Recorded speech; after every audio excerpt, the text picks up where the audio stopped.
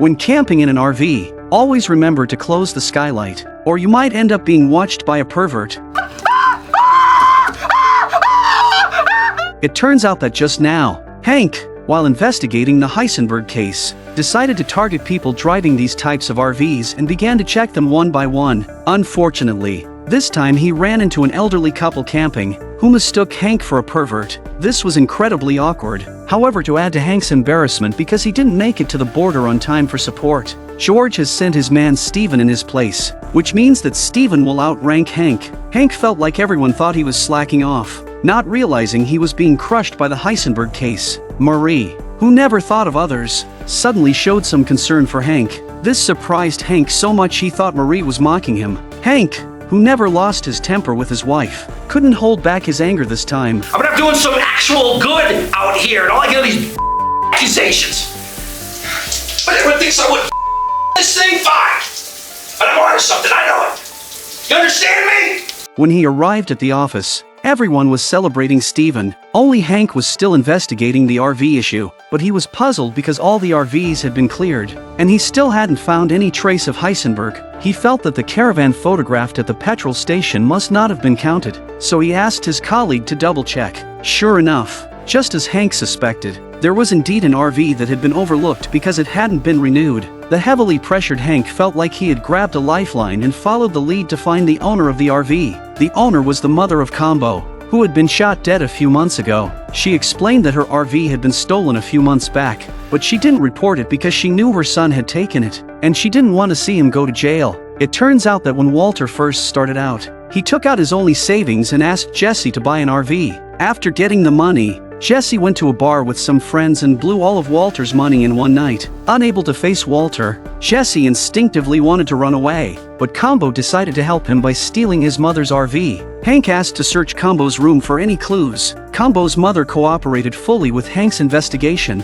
After a careful search, Hank found a photo of Combo and Jesse having fun together. Since Hank had interrogated Jesse before, Jesse now became Hank's target again. Meanwhile, Jesse, who was making prohibited substances on his own, invited Badger and Skinny to help sell his prohibited products. Jesse promised this time they wouldn't expand blindly and that there wouldn't be another incident like Combo's murder. This time, they would keep a low profile and earn whatever they could. After giving instructions, Jesse sent the two away. Little did he know, Hank was already watching Jesse, but after 2 days, Jesse hadn't left his house. At that moment, Marie called. Upon learning that Hank was watching Jesse, she reminded Hank to ask Walter, as she knew Jesse was once Walter's student and that they had dealings together. Hank called Walter and asked if he had seen Jesse's RV, suspecting that Jesse was making prohibited substances in it. Hearing this, Walter broke out in a cold sweat, as his fingerprints were all over the RV. Walter rushes to call Jesse, but it suddenly occurs to him that Hank may have tapped Jesse's phone,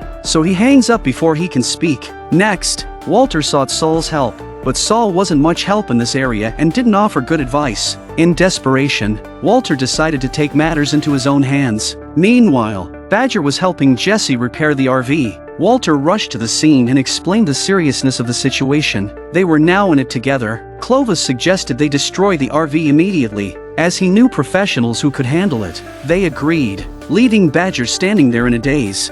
Hey, what about Jesse?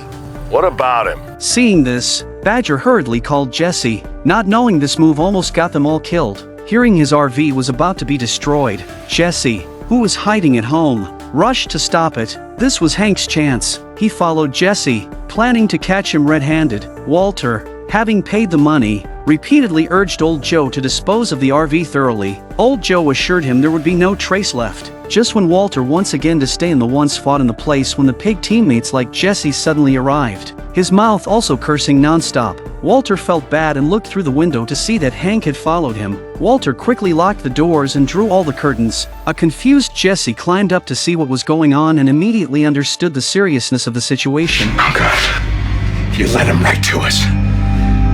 This was the worst time Walter got screwed over by Jesse in Breaking Bad. To prevent Walter from scrapping the RV, Jesse actually led DEA agent Hank right to them. Hank pulled out his gun and cautiously approached the RV door. Seeing Jesse refuse to open the door, Hank grabbed a crowbar to force it open, while Walter inside held the door shut with all his might. Just as the RV door was about to be pried open, Old Joe suddenly arrived. To protect his customers, Old Joe warned Hank that his actions were illegal and demanded a search warrant. At that moment, Hank obviously didn't have a search warrant. Hank uncovered the bullet holes covered up on the door, stating there had been a shootout in the RV, giving him reason to investigate. In this situation, Jesse's brain had already checked out. To prevent Hank from recognizing his voice, Walter quietly instructed Jesse to repeat his words. How could you have known they were there before you took off the tape? That's right. Probable cause needs to be readily apparent. Walter continued coaching Jesse in his confrontation with Hank. This is my own private domicile and I will not be harassed!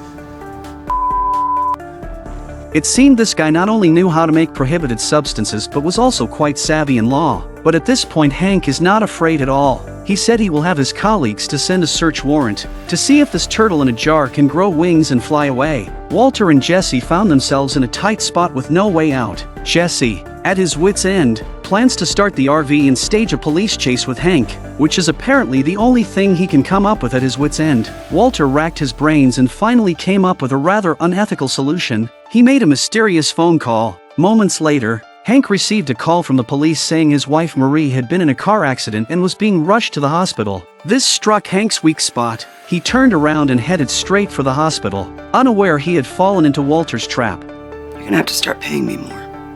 It turned out Walter had Saul make the call. Arriving at the hospital, Hank was frantic, but when he asked about his wife's condition, the nurse was completely clueless. At that moment, Hank received a call. To his shock, it was his wife asking him to come home for dinner. Hank realized he had been lured away and was filled with rage, wanting to kill someone. Watching the RV they had once fought in get scrapped, they felt a twinge of reluctance, but Walter does not know is that his wave of operation will also directly Jesse harm. As soon as Jesse got home, an enraged Hank showed up at his door. Jesse smugly said Hank had no evidence against him and told him to call his lawyer, Saul. Clearly, Jesse hadn't grasped the severity of the situation. Talk! Who you working with? My cell phone number? You have my wife's name? How'd you do it? Hank landed several punches, knocking Jesse out cold. Although Hank vented his anger, he would soon pay for his impulsive actions. Meanwhile, Walter began his job earning $1 million a month. Gus even thoughtfully assigned an assistant to Walter named Gail, to help Walter get to know him better. Gail prepared a resume. Walter saw that Gail was a postdoctoral graduate from a prestigious university with a strong talent in chemistry. Gail was like a younger version of himself. To prove his abilities, Gail had developed a special coffee filtration system. Walter took a sip and highly praised it. With their shared interest in chemistry, their relationship quickly deepened. Compared to the troublesome Jesse, Gail was a world apart. Their initial cooperation was extremely smooth. Gail greatly admired Walter, and Walter was very impressed with Gail. On the other side, the cousins, who had been stopped by Gus from killing Walter, began pressuring Gus at his restaurant daily. I'll handle this. Notice Gus's expression here, changing faster than the weather. ¿Cómo les puedo ayudar? Tú sabes. ¿Cuándo va el sol? Only after Gus promised them did the cousins leave. After work, Gus met with them as scheduled. Facing the death-like presence of the cousins, Gus's aura completely overpowered them. He warned the cousins that they couldn't go after Walter now and redirected their revenge towards Hank. El nombre de la gente es Hank Schrader. Que su muerte les satisfaga. Have you ever seen anyone buy a bulletproof vest like this? It work. Sure as shit they do. I don't leave home without it. To test the effectiveness, the cousins directly fired at the seller. These two were ruthless. Good thing it wasn't a shady businessman or he'd have gotten himself killed. After confirming the vest worked, the cousins paid up and left. Their purpose for buying the bulletproof vests was to kill DEA agent Hank and avenge their cousin Tuco. On Hank's side, things were going from bad to worse. He had just lost control and beaten Jesse to a pulp. To calm Jesse down, the clever Saul said Jesse could now make a living off his face. He called it a gift from the heavens. At that moment, Walter also arrived at the hospital. Seeing Jesse beaten to a pulp, Walter apologized profusely. He didn't think it would end up like this, but if they hadn't found a way to divert Hank, they would have been caught for sure. But Jesse, seething with rage, now hated both Walter and Hank with a passion. He swore he wouldn't let Hank off easily. Saul advised Jesse not to be so reckless, since Jesse was in the game. If the DEA pursued it to the end, they might find evidence one day, but Jesse had lost all reason.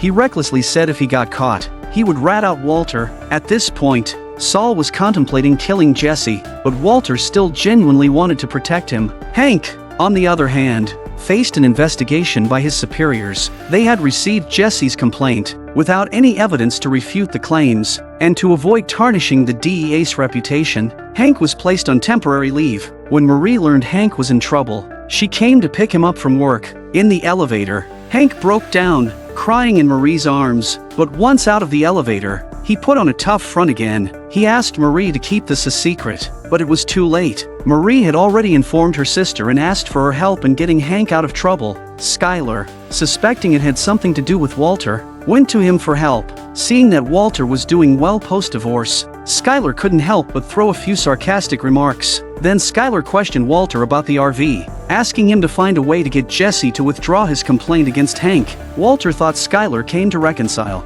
but he was disappointed. Angry, he didn't agree immediately. He also finally gets tough. Walter showed Skylar the door, but after she left, he decided to help Hank to get Jesse to drop the charges. Walter decided to make him his partner, so he went to the lab and started finding fault with Gale. But Gale's behavior is such that Walter can't find any holes in him, and he's already done a lot of things in advance. In the end, Walter shamelessly claimed Gale had gotten the temperature wrong, even though Gale had meticulously noted everything. Finally, Walter called Gus, asking to replace Gale, to keep Walter working efficiently. Gus reluctantly agreed. Walter rushed to the hospital and extended an olive branch to Jesse. Jesse, suspecting Walter's intentions, angrily refused.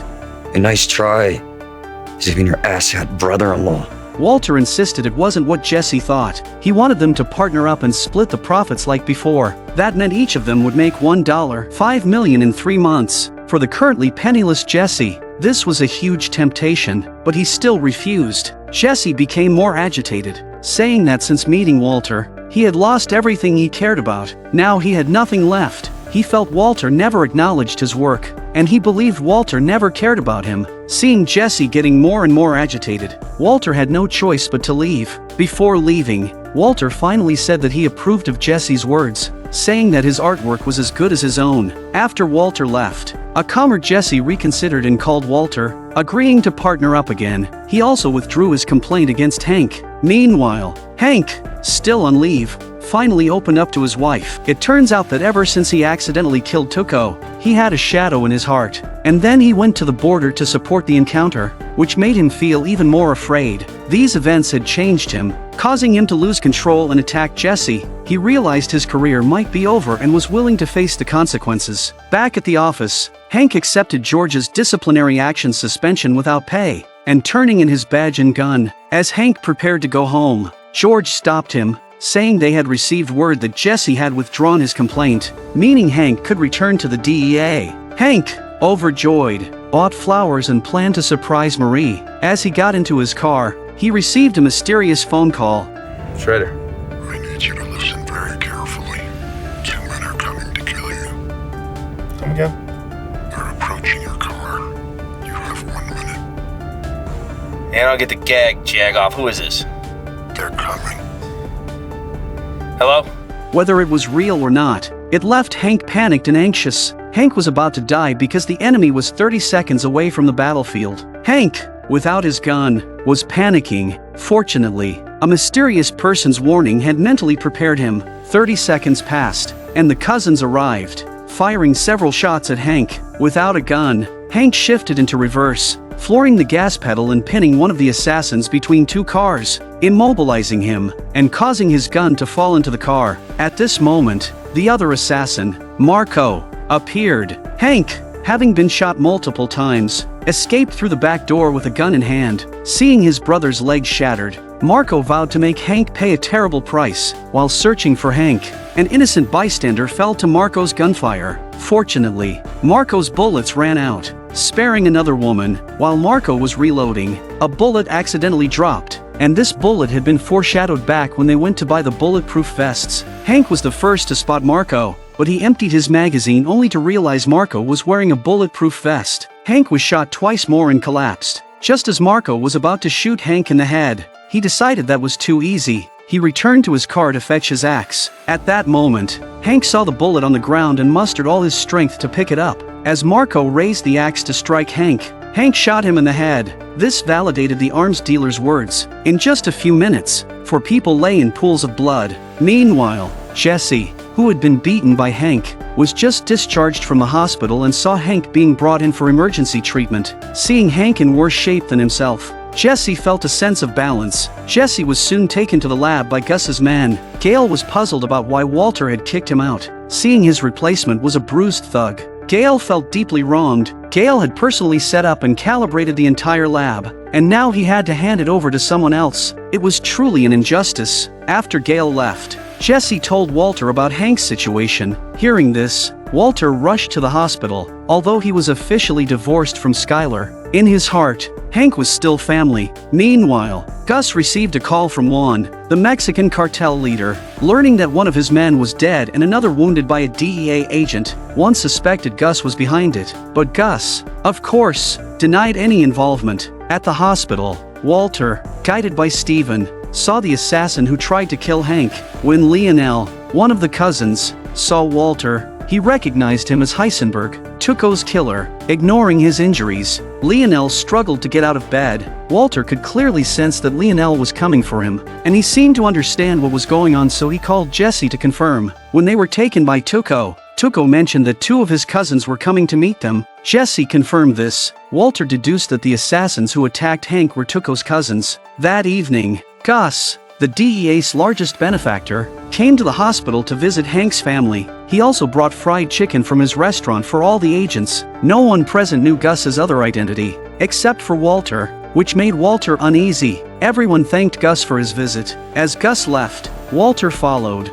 Using an excuse, he worried that his collaboration with Gus might endanger his family, but Gus assured him that he was just being cautious and there was no need to worry. Walter suspected Gus knew more about the attack on Hank. Gus claimed he only knew one assailant survived, but probably wouldn't live long, and told Walter not to worry. They shook hands and pretended to say goodbye. As soon as Gus left, Lionel died. Gus's main purpose in visiting was to distract the agents so Mike could quietly deal with the incapacitated Lionel. Mike's clean and swift action went unnoticed, and everyone believed it was an accident. Back at the restaurant, Gus received a call from Juan. It turned out that Juan had also received news of his men's deaths, and he was surrounded by the FBI, clearly due to someone tipping them off. Juan concludes that Gus is behind all this and threatens to come after him when he's free. Gus remained calm because he knew Juan wouldn't survive the night.